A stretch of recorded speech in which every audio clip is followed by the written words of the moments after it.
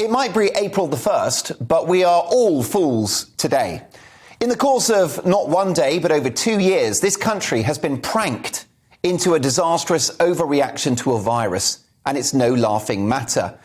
We're now entering what many are calling awful April. That's right, awful April, with a 50% increase in energy bills and inflation running at over 6%.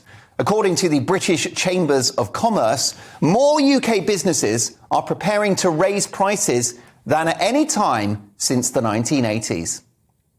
And don't get me started on the cost of petrol. It would be cheaper to fill your car with Chanel No. 5. Don't be fooled by the spin doctors who will have you believe that this is due to Vladimir Putin's appalling invasion of Ukraine. Of course, that invasion is bad news for the world economy. Sanctions and constraints on energy supplies are a problem.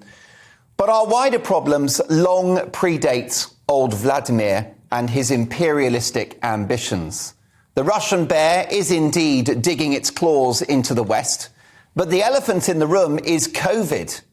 And in our view, here at Mark Dolan tonight, a set of failed measures that didn't control it. Paying people to stay at home, locking up the healthy, stopping people from going out to work and providing for their family, closing schools and spending £2 billion a month on testing, all for a potentially nasty disease, yes, but one non-fatal and mild to most. Spending £34 billion on a test and trace system that also failed because any immunologist worth their salt will tell you that when numbers get to a certain level, it's useless, as the Germans discovered in the winter of 2020. If you look at the explosion of cases in countries like Australia and New Zealand, who pursued zero COVID, it's pretty clear to me that this virus can't be stopped and was never going to be. Thank God those free COVID tests end this week. They weren't free at all, of course, and were fueling this monolithic obsession with one illness. So we printed billions, we impacted supply lines, we indebted the country to the tune of over £2 trillion, and that's why we are where we are today. It's got nothing to do with the topless horse-riding fanatic that is Vladimir Putin, Russia's answer to Frankie Dettori. Send him to the knackers yard. God knows we hate this virus, and it has been extraordinarily dangerous for some. And NHS frontline workers have been heroic beyond words, and we have lost too many. But after 2 years in which we've caused such widespread damage, including creating a non-COVID death toll which will dwarf that of the virus itself, the bills are now starting to come in. Of course, we've already seen the colossal human price of these measures: mental health, a divided society, and undiagnosed other diseases. But as we enter awful April, we're now paying the financial price too, like I've been warning since the spring of 2020. People thought you could just borrow money ad infinitum. I was told by supposedly clever economic experts that borrowing is effectively free at the moment. That's what they told me. I've had boffins on this show with letters after their name telling me that borrowing is cost neutral, that it almost pays us to borrow. Well, they may have letters after their name, but I've got some four-letter words for them now. In fact, the cost of servicing our debts has quadrupled since the start of the pandemic. 80 billion quid a year, 80 billion pounds a year, your money, just on debt interest alone, as pointed out by the Chancellor Rishi Sunak, who doesn't actually drive a Kia, by the way, but he has driven the economy into a brick wall, not something I'd recommend with a Kia. So you'd think, wouldn't you, that those who called for this disastrous and unprecedented policy of lockdowns would be keeping very, very quiet. Except it's the opposite.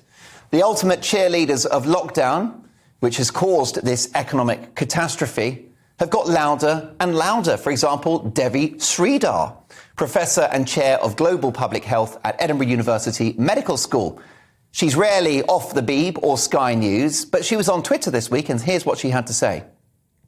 The cost of living crisis is a huge public health issue in Britain now.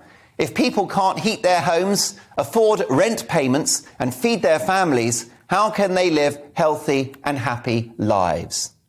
This from a lockdown cheerleader. You've got to have some brass neck, haven't you, to send that tweet out. The same thing from Benjamin Butterworth, a good friend of mine and a brilliant journalist and broadcaster, but again a cheerleader for lockdowns, who sent the following tweet this week. He tweeted, "I rang up my local GP's office. I said, I need to see a doctor, please. Of course, they said. Our next available appointment is on Wednesday, the 13th of April. I said, why so long to see a doctor? No, they said. 13th of April is the next available phone call. They will then assess if you can see a doctor after that." Could it be anything to do with the fact that the NHS closed its doors to the public for 2 years and became the National COVID Service? Don't take my word for it. Some are predicting the waiting list for untreated patients could reach 12 million. Society locked down. The economy locked down. Schools locked down. And the NHS locked down. And now the country is down and out. But the authorities haven't learnt their lesson. The Independent report that people are being advised to stay at home if they've got a bloody cold. Now, I couldn't agree more with the entrepreneur Luke Johnson, who tweeted the following. Luke Johnson said, "People need to understand that if everyone who has a cold stays at home feeling sorry for themselves, we will suffer a permanently lower standard of living. Productivity will fall materially, leading to lower economic output. Does the country really want to be poorer?" Meanwhile, the Crown Prince of Lockdown himself, Professor Patrick Vallance, has said the following. A COVID-19 variant with the ability to escape immunity could take the world by surprise. Are we seriously going to start worrying now about variants of a virus that don't even exist yet? Have we not had enough mental torture for the last 2 years? What do you think this baseless pessimism does to the economy and to our collective mental health? I've got a simple question for Patrick Vallance and all of these characters who don't understand the link between the economy and public health and who are insulated from it with their jobs for life and gold-plated pensions. Here's my question. Did you not catch, Sir Patrick, the Chancellor's mini-budget last week? Have you not seen the day-to-day borrowing, the interest payments, the inflation, the national debt? How many more of these expensive and ruinous measures do you think we can afford? What is too much debt? 3 trillion? 4 trillion? 5 trillion? 10 trillion? From a cursory glance at the books, it seems to me that we are 3 or 4 lockdowns away from having to decide which of our children to eat first. The madness has to end, even with cases high as they are. Virus gonna virus. Luckily, Omicron, the current variant, is milder than a night out with Alan Titchmarsh. Love Alan. He gives me green fingers. Personally, I don't think this is a conspiracy. I think it's a cock-up. But we're making the same mistakes over and over again. Surely the colossal economic pain that we're now feeling, which I predicted, is enough to wake the public up and wake up policymakers and help them understand that the war on COVID must end completely. Masks are another sick joke. Of course, Jenny Harris has recommended we start wearing them again. Well, the Mail's Ross Clark reported this week that we are poisoning the planet with, wait for it, 129 billion plastic face coverings, non-recyclable, every month. That's right, we're throwing away 129 billion masks every month. But the authorities are being urged to bring back masks and other restrictions. I mean, the masks themselves are clearly about as useful as a eunuch at an orgy.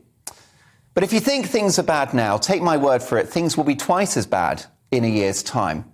We're being led by a generation of politicians and so-called public health experts who have wrecked the country and wrecked public health. But given their huge mistake, it's too late for a U-turn. They can only continue to tell us that the emperor has got some really fancy new clothes. But the naked truth is one that can't be escaped. The measures failed, which is why it's beyond a joke. The idea that we'll carry on with these measures is bonkers. It was Albert Einstein, the genius physicist, who said the definition of madness is doing the same thing over and over again and expecting a different result. And that's exactly what the scientific establishment are doing with calls for more measures and dire warnings about the future. It's time for the government to get out of the way so that we can get back to normal contribute to the economy that pays for everything that we value so highly, and begin to rebuild this country one brick at a time. We've got to get back to normal. It's now a national emergency. If we put up with any more of this nonsense, the biggest April fool will be us.